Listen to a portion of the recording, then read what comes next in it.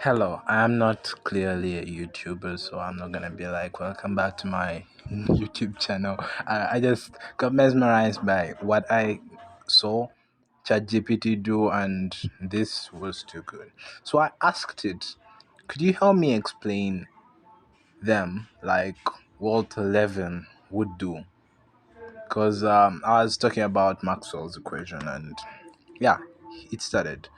Suddenly, Walter Levin has a unique, intuitive way of explaining Maxwell's equations. There's a way Levin inspired approach, breaking down each equation as if he were standing in front of a chalkboard, gesturing and helping you feel the physics behind these fundamental laws. So it explained Gauss's law in this way.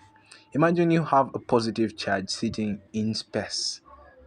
Think of this charge as something like radiate that radiates electric something that radiates electric field lines, like water flowing out of a faucet bin in all direction. Gauss's law tells us that if you draw an imaginary bubble around this charge, the number of electric field lines passing through the bubble surface depends on how much charge is inside it. The integral form is saying add up all the little bits of electric field passing through every piece of that surface. The total will give you the direct measure of the enclosed charge. It's like measuring the air that blows through each square inch of a netted surface surrounding a fan, telling you how powerful the fan is. The differential form on the other hand, tells you that each point in space, the way the electric field is spreading, depends on the charge density at the point. If there is no charge at a point, the electric field doesn't diverge. So he goes ahead and talks about Gauss's law. Well, I won't read all this, but probably we see that he talked about magnetism. ChatGPT just explained this in a way that is just so good.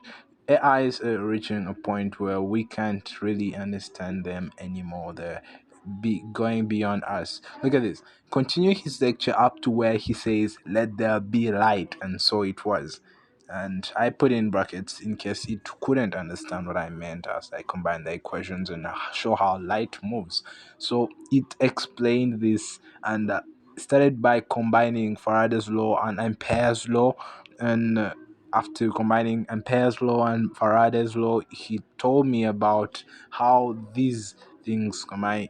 Probably at first it gave me in differential form, and in most cases I prefer the integral form. So later on you'll see that I told it to give me the response with the integral form, and when it gave me the integral form, it did the same thing but with the integral form, explaining these equations, eliminating out the mu naught I enc, which is the first law of Ampere, the first Ampere's law before it was corrected by Maxwell, saying that no, this magnetic field is not only dependent on the current that's enclosed in the Amperian loop, provided there is another magnetic electric field changing, but it's not actually current, and he called it displacement current, and this is the displacement current that he added onto the other mu naught I enclosed, and he said that is the total magnetic field,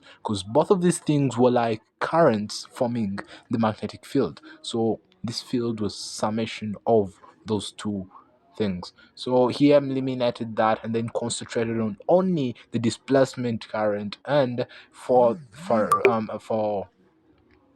Faraday's law, he got the whole law, and he showed us that this is forming some kind of oscillating thing. And I love the way he did this. I don't know. I wish I could put all this in the description. Probably, maybe I could copy this text. I don't know if that's possible to copy all of this. Yeah, I can do that. So he he explained a lot. Well, I went ahead and asked something, and I was like, so how do these fields change in something like a photon, which is said to be chargeless? And I was like, assuming I was in the crowd and asked him this question. I asked ChatGPT to explain this as though Levin was the one explaining this. So he went ahead and explained to me that probably, well, he explained a lot of things that I can't explain right now. But then my next question also mesmerized it. Probably the AI can't be mesmerized, but then I'm sure Levin would be. Because I said, I know Fortune has zero rest mass, but imagine we had a particle of a certain rest mass. Say, I have a tennis ball and I wanted to have a certain system with oscillating electric fields, which in turn that will in turn give us more magnetic fields, and again, how would the engineering be? Probably the AI thought that I wanted the thing to move at speed of light. Probably that's what Levin would also think, but I just wanted a speed, maybe something. And I know this could be possible or somehow impossible. Like the engineering spoils are fine. You all know that quote that with physics all things are possible, but the engineering spoils the fun. I love that quote. I already stuff saying it. I don't even know where I got it, but I can't own it because, well, I'm a low level student at Chambogo. But okay, so he went ahead and explained to me how massive the body was, and he actually ended with this point where he talked about classical physics, the difference between classical physics and quantum phys- physics, and yeah, a lot of things. I love the way this AI did this, and yeah, thank you for watching. You can subscribe. I'm not a YouTuber again. I'm not gonna ask you to subscribe or like my video because I may not even gain a lot from this. I don't even know how many views I've gotten so far, but thank you for reaching this point because yeah, my video is not so enticing. It doesn't have a lot of animations like how YouTubers would do this. I just wanted to bring out my what I got from the ChatGPT pretending to be Walter Levins. And if this video ever reaches Walter Levins, I don't know if he still watches YouTube videos even at the age of 88. Probably I'm recording this in 2024 for those who found my video in 2030.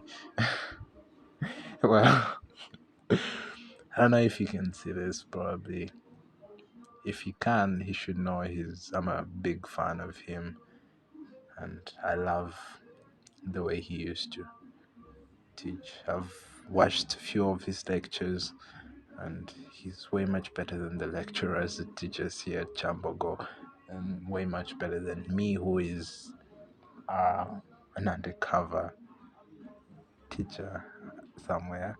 I shouldn't have said that. Probably the people I'm hiding it for won't notice. But thank you for watching my video.